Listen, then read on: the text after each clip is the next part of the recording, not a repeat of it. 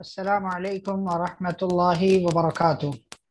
بسم اللہ والصلاة والسلام علی رسول اللہ نبینا محمد وعلی آلہ واصحابہ ومن والاه واشهد ان لا الہ الا اللہ واشهد ان محمد رسول اللہ اما بعد۔ اعوذ باللہ من الشیطان الرجیم، بسم اللہ الرحمن الرحیم۔ فاصبر صبرا جمیلا انہم یرونہ بعیدا ونراہ قریبا یوم تکون السماء کالمہل وتكون الجبال كالعهن ولا يسأل حميم حميما يبصرونهم يود المجرم لو يفتدي من عذاب يومئذ ببنيه۔ تذکرہ چل رہا ہے سورۃ المعارج کا، اور سورۃ المعارج کے حوالے سے کئی ایک باتیں آپ کے سامنے پیش کی گئیں، کئی ایک باتوں کا تذکرہ ہوا، اور کئی ایک باتیں جو ہے تفسیر کی روشنی میں اور جو ہے قرآنی آیات کے حوالے سے آپ کے سامنے بیان کی گئی۔ دیکھیں، اس سلسلے میں جو ہماری پچھلی بات ہوئی تھی، جو آیت نمبر 4 میں اللہ نے ذکر کیا ہے کہ ایک ایسا دن جو 50,000 سال کے برابر ہے، اور اس حوالے سے دو اور جگہوں سے تذکرہ کیا گیا تھا، سورہ سجدہ سے اور سورۃ الحج سے، کہ وہاں پر اللہ نے ایک دن کو 1,000 سال کے برابر کہا ہے۔ تو سورہ سجدہ میں جو ہے وہ دنیا کا آخری دن ہوگا، وہ 1,000 سال مراد ہے، وہ 1,000 سال کے برابر ہوگا، اور سورہ حج والا جو ہے وہ اللہ کے یہاں جو دن چلتے ہیں وہ دنیا کے مقابلے میں 1,000 سال کے برابر ہیں، اور جو یہاں سورۃ المعارج میں 50,000 سال کا تذکرہ ہے، یہ حساب و کتاب والے دن کی بات ہے، جو جس دن حساب و کتاب ہوگا وہ دن 50,000 سال کے برابر ہوگا۔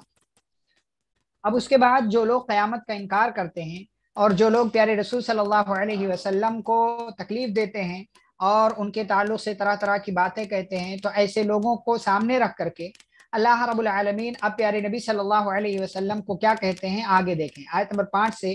فاصبر صبرا جمیلا، آپ جو ہے صبر کیجیے، اچھی طرح صبر کیجیے، یعنی ان کی باتوں سے بہت زیادہ پریشان مت ہوئیے۔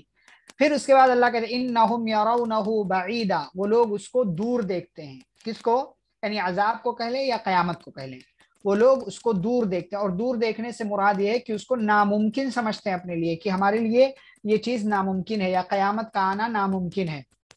وَنَرَاهُ قَرِيبًا، اور اللہ کہتے ہیں ہم اس کو قریب دیکھتے ہیں۔ قریب دیکھنے کا مطلب یعنی وہ ہو کر کے رہے گی، چاہے کوئی مانے یا نہ مانے، لیکن وہ چیز ہو کر کے رہے گی۔ پھر اس کے بعد اللہ کہتے ہیں قیامت کا تذکرہ کرتے ہوئے، یوم تکون السماء کالمہل، جس دن آسمان تیل کی تلچھٹ کی طرح ہو جائے گا۔ تیل کا جو بالکل ڈبے میں آپ تیل رکھیں تو بالکل جو نیچے جو چیز باقی رہ جاتی ہے بالکل کالی سی، بلیک سی، وہ جو ہے اسی کو تلچھٹ کہتے ہیں، تیل کا تلچھٹ۔ تو آسمان بالکل اسی کی طرح ہو جائے گا۔ وَتَكُونُ الْجِبَالُ كَالْعِهْنِ، اور پہاڑ جو ہے وہ دھنی ہوئی روئی کی طرح، دھنے جیسے کاٹن ہوتا ہے جس کو گدے وغیرہ میں جو ہے بھرتے ہیں، تو اس کو دھن کر کے مشین سے جو ہے اس کو پیٹ کر کے، اور جو ہے اس کا جو طریقہ ہوتا ہے اس کے ذریعے اس کو بنایا جاتا ہے، پھر اس کو استعمال کے قابل بناتے ہیں۔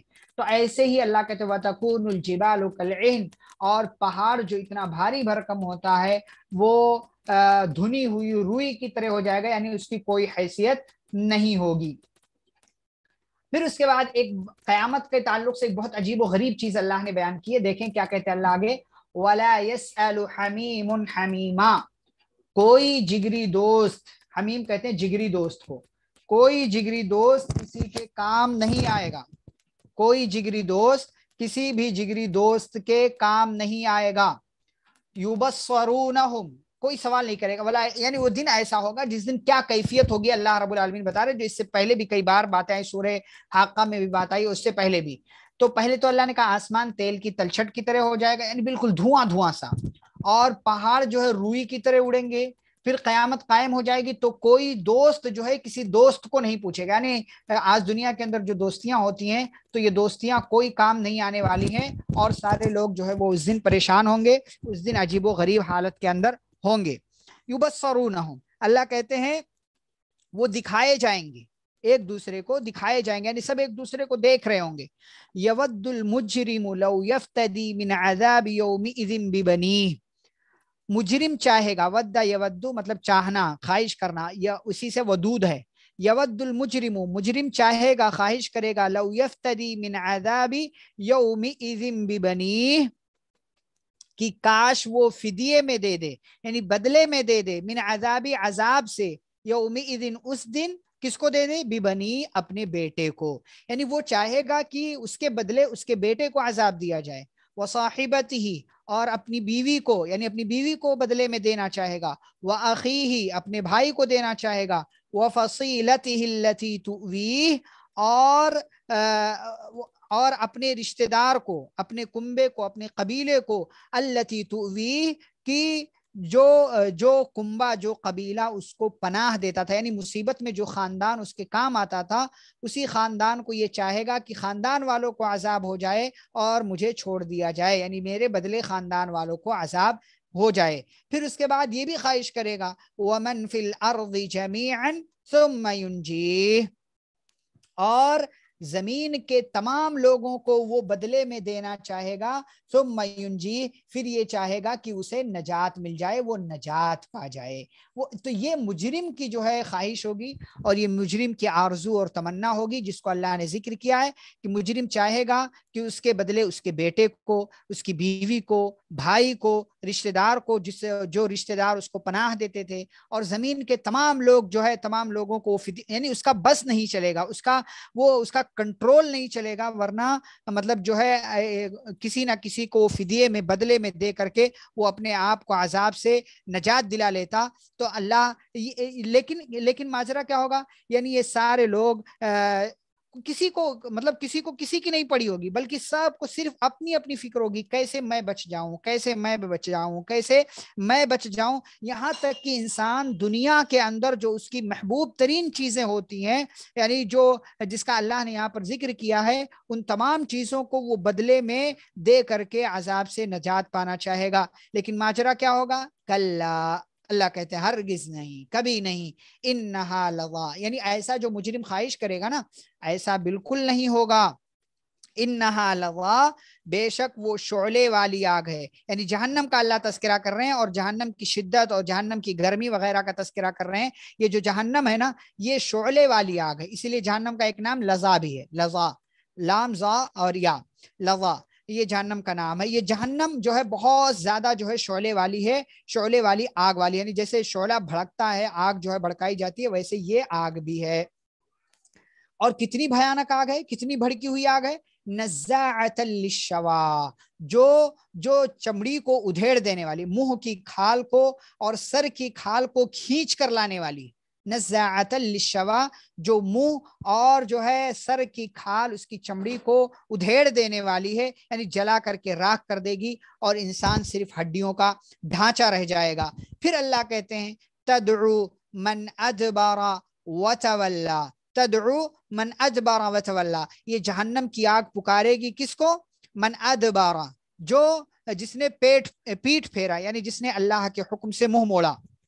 وتولا، اور جس نے جو ہے پیچھے ہٹ گیا. دونوں کا مطلب تقریباً ایک ہی، ادبارا اور تولا کا مطلب ایک ہی ہے، یعنی جس نے بھی پیٹ پھیرا، منہ موڑا، روگردانی کی، اللہ کی بات کو نہیں مانا، ان تمام لوگوں کو یہ جہنم پکارے گی، بلائے گی، آواز دے گی.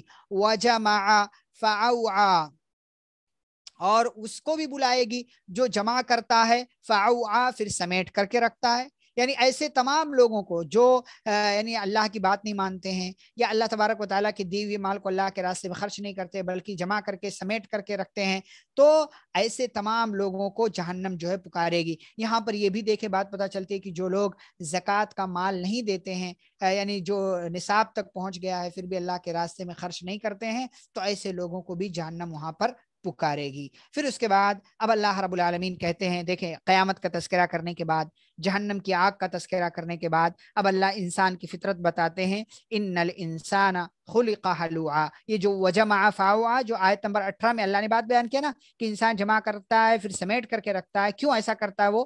اس لیے کہ ان الانسان خلق ہلوعا، بے شک انسان جو ہے وہ بے صبرا پیدا کیا گیا ہے، یعنی جس کو آپ کچے دل والا کہہ لیں، بڑے کچے دل والا ہے، یعنی بس اس کو صرف اپنی پڑی ہوتی ہے. بے شک انسان بڑا بے صبرا پیدا کیا گیا ہے. عربی زبان میں ہلوعہ کہتے ہیں جو انسان جو ہے بہت زیادہ چیختا چلاتا ہے، جو بہت زیادہ حریص ہوتا ہے، لالچی ہوتا ہے، اور جو بہت زیادہ سینہ کوبی کرتا ہے، ایسے انسان کو جو ہے وہ کیا کہا جاتا ہے؟ ہلوعہ کہا جاتا ہے۔ اور جس کو آپ اپنی زبان میں کچھ بھی مطلب معنی دے لیں اپنے علاقے کے حساب سے، تو یہاں پر بے شک انسان بے صبرا پیدا کیا گیا، جلد باز پیدا کیا گیا ہے، یا اسی طریقے سے کہہ لیجئے کہ حریص ہے وہ۔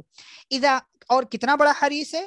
اذا مسہ الشر جزوعا، جب اس کو کوئی تکلیف پہنچتی ہے، جزوعا، تو وہ گھبرا اٹھتا ہے۔ یعنی انسان کی حقیقت ہے، یعنی اب دیکھیں نا، مثال دیکھیں کہ پورے سال میں اللہ کوئی تکلیف نہ دے، لیکن ایک دن کوئی مصیبت آ جائے تو انسان چیخنے چلانے لگتا ہے، بلکہ بعض لوگ اللہ کو بھی برا بھلا بولنے لگتے ہیں۔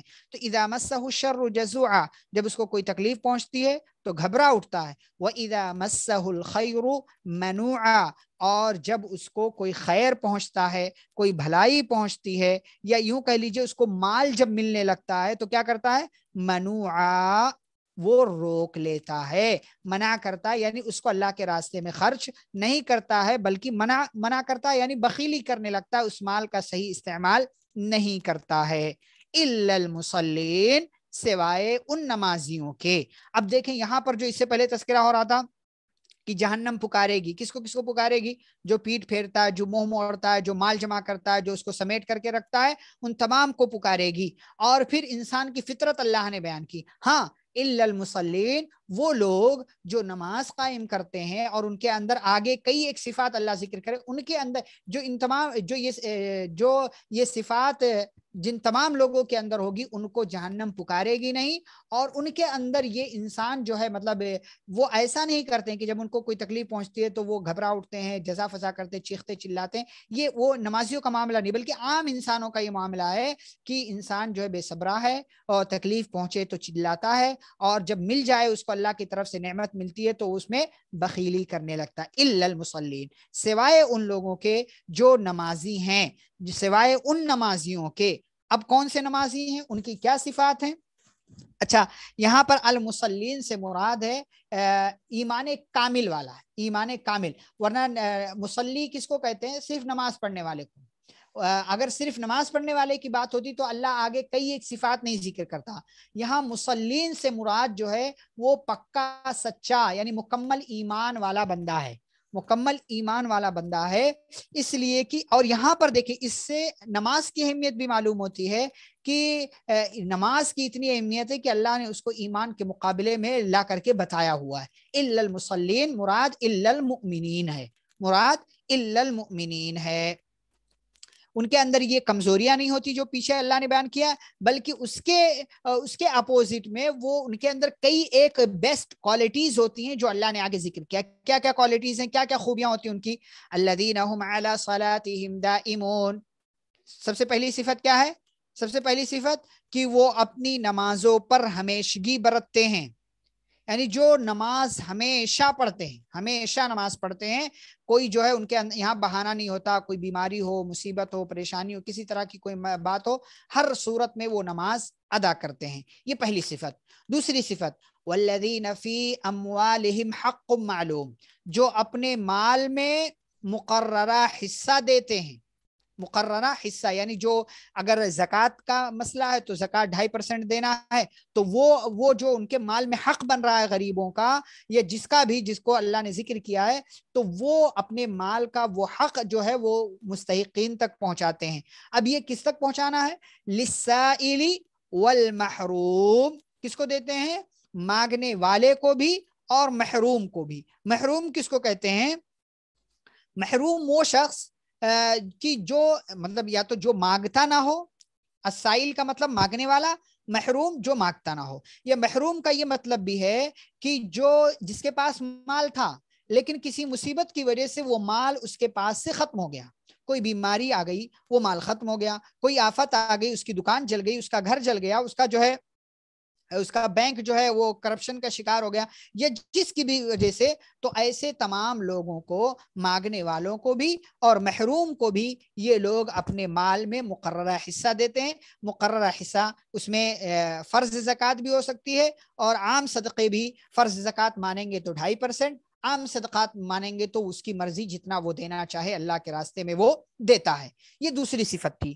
تیسری صفت والذین یصدقون بیوم الدین، یہ وہ لوگ ہیں یعنی مومنین جو روز جزا کی، یوم الدین مطلب روز جزا کی، قیامت والے دن کی جو ہے وہ تصدیق کرتے ہیں، اس کو سچ مانتے ہیں، یعنی ان کا قیامت پر ایمان ہے. اب قیامت کا معاملہ دیکھیں ہر جگہ جڑا ہوا ہے، جگہ جگہ یہ بات آ رہی، اس لیے کہ قیامت جو فائنل ڈیسٹینیشن ہے ہمارا، وہ آخری منزل ہے، اس کا اگر کوئی انکار کرتا تو گویا کہ وہ دنیا کا آخرت کا سب کا انکار کر رہا ہے، اللہ رب العالمین کا انکار کر رہا ہے. تو اس لیے یہ انکار، اس چیز کو اللہ جگہ جگہ ذکر کرتے ہیں. تو تیسری صفت کہ جو لوگ قیامت کے دن کی تصدیق کرتے ہیں یعنی اس کو سچ سمجھتے ہیں. والذین هم من عذاب ربهم مشفقون، چوتھی چیز جو اپنے رب کے عذاب سے ڈرتے ہیں، اپنے رب کے عذاب سے ڈرتے ہیں، اور اسی ڈر سے وہ اللہ رب العالمین کی عبادت کرتے ہیں. وہ جہنم میں جانا نہیں چاہتے، ان کو اللہ کی پکڑ کے بارے میں معلوم ہے، ان کو اللہ کی قدرت کے بارے میں معلوم ہے، انہیں پتا ہے کہ دنیا کی زندگی جو ہے یہاں عبادت کرنے کے لیے ہمیں بھیجا گیا ہے، اسی لیے وہ عبادت کے کام کرتے ہیں، کیونکہ ان کو پتا ہے کہ ان کے رب کا عذاب بہت سخت ہے، اسی لیے وہ اپنے رب کے عذاب سے ڈرتے ہیں. یہ چوتھی صفت. پھر اس کے بعد اللہ نے اس عذاب کی صفت بیان کی، ان عذاب ربهم غیر مأمون، بے شک ان کے رب کا عذاب ایسا ہے جس سے بچا نہیں جا سکتا. غیر مأمون یعنی غیر معمون، یعنی غیر محفوظ، یعنی انسان اس سے محفوظ نہیں ہو سکتا مگر کس کی بنیاد پر؟ نیک عمل کی بنیاد پر جو ان مومنوں کے اندر ہوتی ہے. یعنی انسان کو اللہ کے عذاب سے بے خوف نہیں ہونا چاہیے کہ ارے ہمارے اوپر تو اللہ کا عذاب نہیں آئے گا، ہم تو ایسے ہیں، ہم تو ویسے ہیں، اور ہمارے اوپر تو ایسا ہے اور ویسا ہے، ہم اللہ کے عذاب کے شکار نہیں ہو سکتے، ہم فلانے فلانے نیکیاں کرتے ہیں. غلط بات. اللہ کے عذاب سے کبھی بھی انسان کو محفوظ نہیں ہونا چاہیے، کبھی بھی انسان کو بے خوف نہیں ہونا چاہیے. آیت نمبر اس کے بعد 29 دیکھیں، اللہ پانچویں صفت اللہ بیان کر رہے ہیں، والذین هم لفروجہم حافظون، جو لوگ اپنی شرمگاہوں کی حفاظت کرتے ہیں، الا علی ازواجہم او ما ملکت ایمانہم فانہم غیر ملومین. ہاں کوئی شرمگاہ کا استعمال اپنی بیوی کے ساتھ یا لونڈی کے ساتھ کرتا ہے، فانہم غیر ملومین، تو ایسے لوگوں کو ملامت نہیں، یعنی ایسے لوگوں پر کوئی گناہ نہیں ہے. ہاں جو لوگ حرام طریقے سے اپنی شرمگاہ کا استعمال کرتے ہیں وہ جو ہے وہ ایمان والے نہیں ہیں، بلکہ ایمان والوں کی صفت یہ ہے کہ وہ اپنے شرمگاہوں کی حفاظت کرتے ہیں. تو انسان کی جنسی تسکین کے لیے اللہ رب العالمین نے یہ دو جو ہے طریقے بتا دیے ہیں کہ وہ انسان مرد ہے تو بیوی سے، اور عورت ہے تو اپنے شوہر سے وہ اپنی خواہش کو پوری کرے، یا مرد ہے تو پرانے زمانے میں لوڈیوں کا سسٹم ہوتا تھا تو اس طریقے سے اپنی خواہش پوری کر سکتا تھا. اس کے بعد اللہ رب العالمین کہتے ہیں فَمَنِ ابْتَغَىٰ وَرَاءَ ذَلِكَ فَأُولَٰئِكَ هُمُ الْعَادُونَ. اب جو کوئی اس کے علاوہ راہ تلاش کرے گا، یعنی اگر کوئی بیوی کو یا لونڈی کو چھوڑ کر ناجائز طریقے سے اپنی شرمگاہ کا استعمال کرتا ہے تو اللہ کہتے ہیں فَأُولَٰئِكَ هُمُ الْعَادُونَ، یہی لوگ حد سے تجاوز کرنے والے ہیں، اور یہ صفت مومنوں کی، مسلمانوں کی نہیں ہے. تو دیکھیں کتنی صفت ہو گئی. الذین هم علی صلاتہم دائمون 1، والذین فی اموالہم حق معلوم 2، والذین یصدقون بیوم الدین 3، والذین هم من عذاب ربهم مشفقون 4، والذین هم لفروجہم حافظون 5. چھٹی صفت جو آگے اللہ رب العالمین بیان کرتے ہیں جس کو ہم والذین هم لاماناتہم وعہدہم راعون، چھٹی صفت کہ یہ مومن وہ ہیں جو اپنی امانتوں کا اور اپنے ایگریمنٹس کا، اپنے عہد و پیمان کا مکمل پاس و لحاظ، مکمل خیال رکھتے ہیں. یعنی یہاں پر گویا کہ دو صفت اللہ نے بیان کی 6 اور 7. امانت میں خیانت نہیں کرتے بلکہ امانت کا مکمل حق ادا کرتے ہیں. کوئی امانت رکھے تو اس کی امانت اس کو واپس کر دیتے ہیں. اور وعہدہم راعون، اور جو وعدہ کرتے ہیں، جو عہد و پیمان کرتے ہیں، کسی سے ایگریمنٹ کرتے ہیں تو اس ایگریمنٹ کا مکمل خیال رکھتے ہیں، اس کو پورا کرتے ہیں. تو یہ جو ہے دو صفتیں یہاں پر اللہ نے بیان کی. صفت نمبر 8 والذین هم بشہاداتہم قائمون، یہ وہ مومن ہیں جو اپنی گواہیوں پر قائم رہتے ہیں، یعنی جو ہے گواہی جو دیتے ہیں وہ سچی گواہی دیتے ہیں، سیدھی گواہی دیتے ہیں، کبھی جو ہے گھوس رشوت کھا کر کے جو ہے غلط گواہی نہیں دیتے، جھوٹی گواہی نہیں دیتے. 10ویں اور آخری صفت اللہ بیان کرتے ہیں والذین هم علی صلاتهم یحافظون، جو اپنی نمازوں کی حفاظت کرتے ہیں، جو اپنی نمازوں کی حفاظت کرتے ہیں۔ اب یہاں پر دیکھیں کہ اللہ رب العالمین نے شروع بھی نماز سے کیا تھا، الذین هم علی صلاتهم دائمون، شروع بھی نماز سے کیا تھا اور اینڈ بھی نماز پر کر رہے ہیں والذین هم علی صلاتهم یحافظون، یہ بتلانے کے لیے کہ نماز کی کتنی اہمیت ہے، نماز کا کتنا خیال رکھنا چاہیے۔ اب جس کے اندر یہ خوبیاں ہوں، تو اس سے پہلے تو اللہ نے کیا تذکرہ کیا تھا کہ جہنم بلاتی ہے فلاں اور فلاں کو، ہاں اس کو جہنم نہیں بلائے گی جس کے اندر فلاں اور فلاں خوبیاں ہیں، جو یہاں 9-10 خوبیاں گنوائی گئی۔ پھر ان لوگوں کو کون بلائے گا؟ یہ لوگ کہاں ہوں گے؟ اولئک، آیت نمبر 35، اولئک فی جنات مکرمون، یہ لوگ کہاں ہوں گے؟ کہ یہ لوگ باغوں میں یعنی جنتوں میں ہوں گے۔ کیسے ہوں گے؟ مکرمون، عزت سے، عزت کے ساتھ ہوں گے، عزت والے ہوں گے، ریسپیکٹڈ ہوں گے، وہاں ان کی عزت کی جائے گی کیونکہ ان کے اندر فلاں اور فلاں خوبیاں ہیں۔ جو انسان یہ ساری خوبیاں اختیار کر لے وہ گویا کہ اللہ کی جنت میں عزت کے ساتھ داخل کر دیا جائے گا۔ آگے بڑھیں آیت نمبر 36 سے، فَمَا لِلَّذِينَ كَفَرُوا قِبَلَكَ مُهْطِعِينَ، کافروں کو کیا ہو گیا ہے کہ وہ آپ کی طرف دوڑتے بھاگتے ہوئے آتے ہیں۔ کیسے؟ عن الیمینی، دائیں سے، وعن الشمالی، بائیں سے، عزین، کیسے؟ گروہ در گروہ، جماعت کی شکل میں، گروپ کی شکل میں، ایک گروپ آ رہا، دوسرا آ رہا، دائیں سے بائیں سے، ہر طرف سے یہ لوگ آ رہے ہیں۔ کیوں؟ ایطمع کل امرئ منہم ان یدخل جنت، یہ کس موقع کا تذکرہ ہے؟ یعنی جب نبی صلی اللہ علیہ وسلم زندہ تھے، باحیات تھے، ان کے زمانے کا تذکرہ ہے کہ جب نبی صلی اللہ علیہ وسلم کی مجلس لگتی تھی تو یہ لوگ دوڑ دوڑ کر آتے تھے، لیکن آپ صلی اللہ علیہ وسلم کی باتیں سننے کے بجائے آپ کا مذاق اڑاتے اور جو ہے مختلف ٹکڑیوں میں، ٹولیوں میں بٹ جاتے اور یہ دعویٰ کرتے تھے کہ اگر مسلمان جنت میں گئے تو ہم ان سے پہلے جنت میں جائیں گے، یہ دعویٰ کرتے تھے۔ اللہ کیا کہتا ہے ان کے دعوے کے بارے میں؟ آیت نمبر 38 دیکھیں، ایطمع کل امرئ منہم ان یدخل جنت نعیم، کیا ان میں سے ہر انسان یہ خواہش کرتا ہے، طمع کرتا ہے، لالچ کرتا ہے ان یدخل، کہ اسے داخل کیا جائے گا کہاں؟ جنت نعیم، نعمتوں والی جنت میں۔ یعنی ہر ایک یہ چاہتا ہے، ہر ایک کی یہ خواہش ہے کہ وہ جنت، نعمتوں والی جنت میں داخل ہوگا، لیکن اللہ کی کیا خواہش ہے؟ اللہ کیا چاہتے ہیں؟ اللہ کیا کہتے ہیں؟ کلا، ہرگز نہیں، یعنی صرف خواہش کر لینے سے بات نہیں بنتی ہے، بلکہ انا خلقناہم مما یعلمون، ہم نے ان کو ایسی چیز سے پیدا کیا ہے جس کو وہ جانتے ہیں۔ یعنی یہ انسان اتنا حقیر ہے کہ اگر یہ اپنی پیدائش پر غور کر لے تو اس کو اپنی حقیقت معلوم ہو جائے گی، اس کو اپنی جو ہے وہ قدر معلوم ہو جائے گی کہ یہ کون ہے، اس کو اپنی حقیقت معلوم ہو جائے گی۔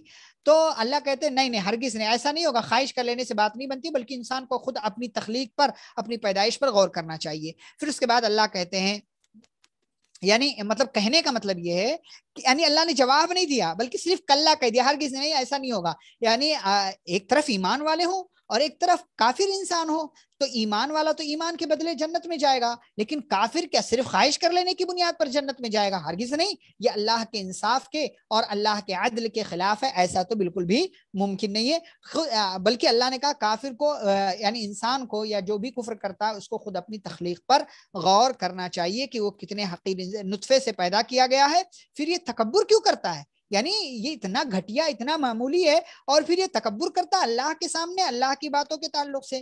فلا اقسم برب المشارق والمغارب انا لقادرون، اللہ کہتے ہیں میں قسم کھاتا ہوں برب المشارق، مشرقوں والے رب کی، والمغارب اور مغربوں والے رب کی۔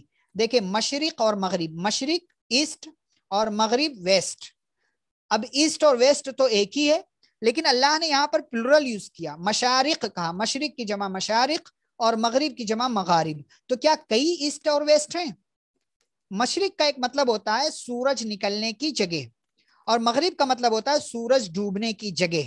تو چونکہ سال بھر میں آپ اگر دیکھیں سائنس وغیرہ دیکھیں تو معلوم پڑتا ہے، نبی صلی اللہ علیہ وسلم نے بھی حدیث کے اندر بیان کیا کہ سال بھر میں سورج کے نکلنے کی مختلف جگہیں ہوتی ہیں، مختلف جگہوں ایسٹ سے ہی نکلتا ہے، لیکن اس کی جگہ چینج ہو جاتی ہے، گرمی میں الگ، سردی میں الگ، مختلف جو ہے موسم میں وہ الگ الگ جگہ سے نکلتا ہے۔ تو چونکہ نکلنے کی جگہ الگ الگ ہوتی ہے، اس لیے گرچہ ایسٹ ایک ہے لیکن نکلنے کی جگہ الگ الگ ہے، ڈوبنے کی جگہ بھی الگ الگ ہے، اسی لیے اس کو جمع یوز کیا، مشارق اور مغارب۔ سورہ رحمان پڑھیں تو وہاں پر اللہ نے تسنیہ کا یعنی ڈول یوز کیا، رب المشرقین، دو مشرقوں کا رب اور دو مغربوں کا رب، یعنی سردی اور گرمی میں جو سورج نکلتا ہے، جو اس کے نکلنے کی جگہ، ڈوبنے کی جگہ، اس کے رب کی وہاں بات ہو رہی ہے۔ تو اللہ یہاں کہتے ہیں میں قسم کھاتا ہوں مشرقوں اور مغربوں کے رب کی، انا لقادرون، کہ بے شک ہم قادر ہیں، ہم قدرت رکھتے ہیں کس بات پر؟ علی ان نبدل خیرا منہم، علی ان نبدل خیرا منہم، کہ اس بات پر ہم قادر ہیں کہ ہم ان کے بدلے ان سے اچھے لوگ لے آئیں گے، وما نحن بمسبوقین، اور ہم ایسا کرنے سے عاجز بھی نہیں ہیں۔ یعنی اللہ کہتے ہیں ہم جو چاہیں وہ کر سکتے ہیں، ان انسانوں کے بدلے ہم کسی اور کو لے آئیں، یا ان کی سرکشی کے بدلے سرکشی کرنے والے لوگوں کی جگہ ہم کسی اور کو لے آئیں، ہم اس بات پر قادر ہیں، ان سے بہتر لوگ ہم پیدا کر سکتے ہیں، اور ہمیں کوئی ہرا بھی نہیں سکتا، ہم اس کام سے تھکتے بھی نہیں ہیں۔ پھر اللہ کیا کہتے ہیں نبی صلی اللہ علیہ وسلم کو مخاطب کر کے، فَذَرْهُمْ يَخُوضُوا وَيَلْعَبُوا حَتَّى يُلَاقُوا يَوْمَهُمُ الَّذِي يُوعَدُونَ، آپ ان کو چھوڑ دیجئے۔ کیسے چھوڑ دیجئے؟ یخوضوا، جھگڑتے ہوئے، گپ شپ کرتے ہوئے، وَيَلْعَبُوا، کھیلتے ہوئے، کب تک کے لیے؟ حَتَّى يُلَاقُوا يَوْمَهُمْ، یہاں تک کہ یہ اپنے اس دن سے ملاقات کر لیں، الَّذِي يُوعَدُونَ، جس کا ان سے وعدہ کیا جاتا ہے۔ یعنی یہ لوگ بیکار کی چیزوں میں، قیامت کا انکار کر کے بیکار کی چیزوں میں پڑے رہتے ہیں، قرآن پر اعتراض کرتے ہیں، اللہ پر اعتراض کرتے ہیں، نبی پر اعتراض کرتے ہیں کہ یہ لوگ تو ایسی اور ایسی بات کہتے ہیں، آپس میں بحث کرتے ہیں، اور جو کھیلتے کودتے مذاق اڑاتے ہیں، ٹھٹھا کرتے ہیں۔ تو اللہ کہتے ہیں چھوڑ دیجیے ان کو، ان کی حالت پر چھوڑ دیجیے، قیامت ہی ان کے بارے میں فیصلہ کرے گی، یہاں تک کہ وہ دن آئے گا یہ لوگ اپنے اس دن سے ملاقات کر لیں گے جس کا ان سے وعدہ کیا جاتا تھا۔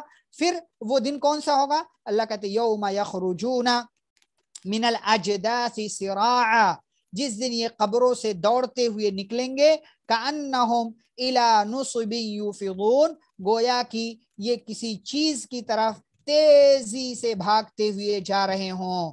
جدس جمع اجداس، جدسن جمع اجداس کا مطلب ہوتا ہے قبر، ٹھیک ہے؟ تو یہ لوگ جو ہے نکلیں گے قبروں سے دوڑتے ہوئے، اور ایسا لگے گا کأنہم الی نصب، گویا کہ یہ کسی خاص چیز پر، کسی ٹارگٹ پر جو ہے یہ بھاگے جا رہے ہیں، تیزی سے چلے جا رہے ہوں، اور ان کی حالت کیا ہوگی؟ خاشعۃ ابصارہم، ان کی نگاہیں جھکی ہوئی ہوں گی، ترہقہم ذلہ، اور ان پر ذلت و خواری چھائی ہوئی ہوگی، ذالک الیوم الذی کانوا یوعدون، یعنی جس طریقے سے دنیا کے اندر جب مجرم کو لے کر کے جاتے ہیں تو اس کی جو ہے نگاہیں جھکی ہوتی ہیں، کیونکہ اس کو اپنے جو ہے گناہوں کا اور اس کے اپنی حرکتوں کا علم ہوتا ہے، ایسے ہی اس کی بھی نگاہیں جھکی ہوں گی جو مجرم ہے، کیونکہ اس کو پتا ہے کہ اس کے بارے میں جہنم کا فیصلہ ہونے والا ہے، اور اس کے چہرے پر ہوائیاں اڑ رہی ہوں گی، جیسے کہ دنیا میں ایک غلطی کرنے والے کے چہرے پر ہوائیاں اڑ رہی ہوتی ہیں۔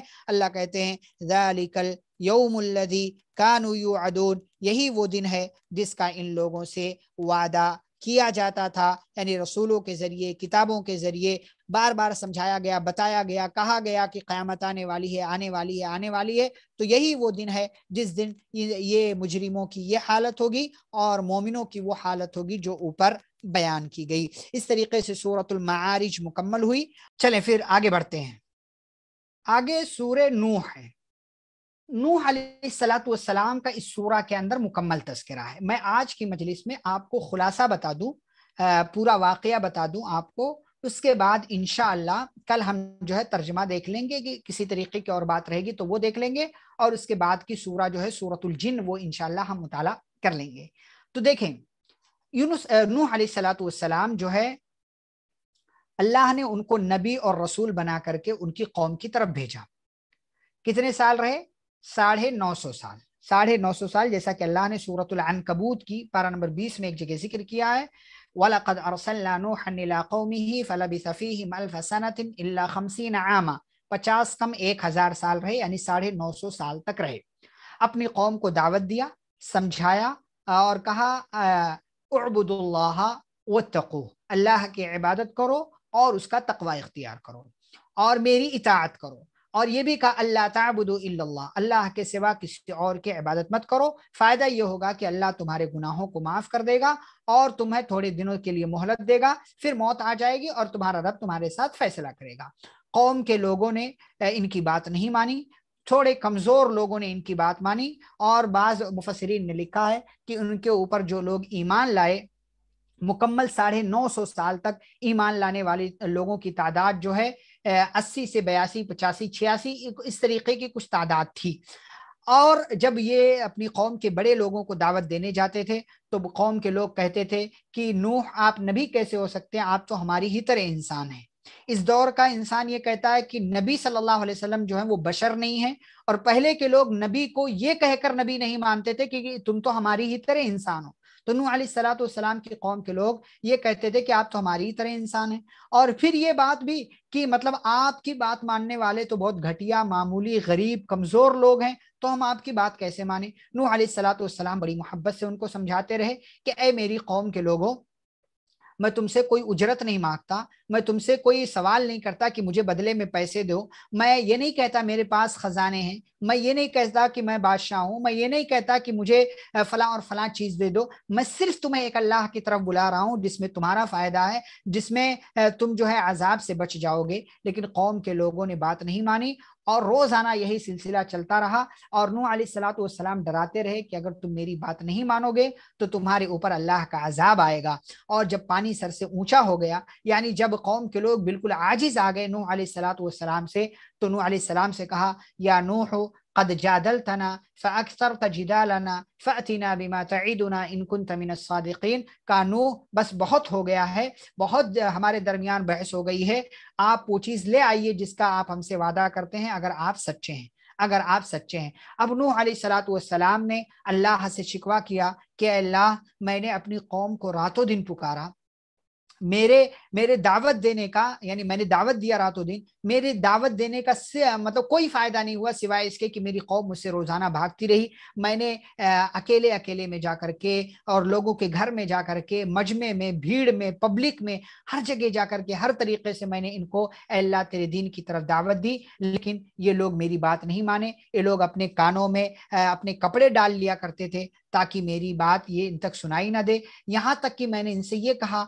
कि तुम अपने रब से इस्तिगफार करो, तुम्हारा रब जो है तुम्हारे गुनाहों को बख्श देगा, तुम्हारे ऊपर आसमान से बारिश नाजिल करेगा और तुम्हें जो है ताकत देगा, तुम्हें माल देगा, तुम्हें औलाद देगा, तुम्हें जन्नत के अंदर दाखिल करेगा। तुम्हें क्या हो गया कि जिस अल्लाह ने तुमको पैदा किया उसी अल्लाह की तुम बात नहीं मानते हो। नूह अलैहिस्सलाम ने ये सारी बातें अल्लाह से कही कि अल्लाह, मैंने ये सारे तरीके आजमा लिए और मैंने उनसे सब कुछ कहा, सारी चीजें कर ली, लेकिन कौम के लोग जब जब मैंने दावत दिया उन्होंने मेरी नाफरमानी की और खसारे के रास्ते पर ही आगे बढ़ते रहे। मेरे खिलाफ उन्होंने चालें चली, साजिशें की। इन लोगों ने अपनी कौम से कहा कि तुम लोग अपने माबूदों को, वद, सुवा, यगूस, यऊक और नस्र को नहीं छोड़ना और उनकी इबादत करते रहना। तो ऐ अल्लाह, अब मामला खत्म हो चुका है, इन पर अपना अजाब नाजिल कर दे जिसका तूने इनसे वादा किया है। तो अल्लाह ने कहा अजाब आएगा। नूह अलैहिस्सलाम को कश्ती बनाने का हुक्म दिया। नूह अलैहिस्सलाम कश्ती बनाने लगे,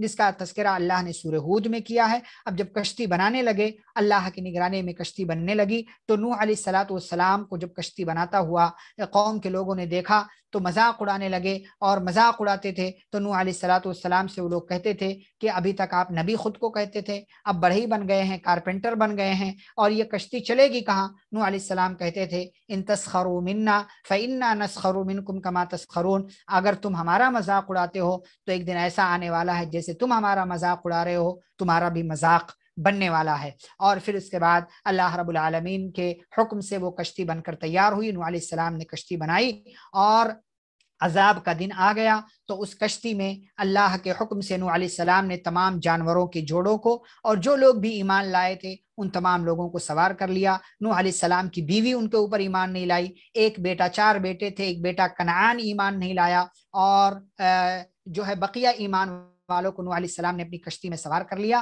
اب کشتی میں سوار ہو گئے, آسمان سے پانی نازل ہونے لگا, زمین سے پانی نکلنے لگا, اللہ کے نام سے کشتی چلنے لگی, اور جو ہے پانی ہی پانی, ہر طرف پانی ہو گیا. اور نوح علیہ السلام نے اسی پانی کے درمیان اپنے بیٹے کو ڈوبتا ہوا دیکھا تو بیٹے سے کہا یا بنی ارکب معنا, اے میرے بیٹے ہمارے ساتھ آ سوار ہو جا, کافروں کے ساتھ مت رہے. تو اس نے کہا کہ یہ پہاڑ مجھے بچا لے گا. نوح علیہ السلام نے کہا نہیں, آج اللہ کا عذاب آیا ہوا ہے, آج اللہ کے عذاب سے کوئی نہیں بچ سکتا, ہاں جس پر اللہ رحم کر دے. یہی بات چل رہی تھی باپ اور بیٹے کے درمیان کہ بیٹا باپ کی نگاہوں کے سامنے ڈوب گیا اور وہ جو ہے خسارہ پانے والوں میں سے ہو گیا. نوح علیہ السلام نے ساتھ ہی ساتھ یہ بھی دعا بلکہ بدعا کی تھی کہ اللہ لا تذر علی الارض من الکافرین دیارا, کہ کسی بھی کافر کو زمین پر چلتا ہوا مت چھوڑنا, اس لیے کہ اگر یہ زندہ رہے تو یہ صرف کافر جو ہے بچے پیدا کریں گے اور تیری نافرمانی کرنے والی قوم پیدا ہوگی, اس لیے کافروں کو زندہ مت چھوڑنا. اور نوح علیہ السلام نے صرف اپنے لیے دعا نہیں کی بلکہ اپنے لیے تمام مومنوں کے لیے دعا کی, رب اغفر لی ولوالدی ولمن دخل بیتی مؤمنا وللمؤمنین والمؤمنات, اے میرے رب تو مجھے معاف کر دے, تمام مومن مردوں کو اور عورتوں کو معاف کر دے, اور اللہ ظالموں کو جو ہے ہلاک و برباد کر دے, انہیں زمین پر چلتا ہوا مت چھوڑنا. یہ خلاصہ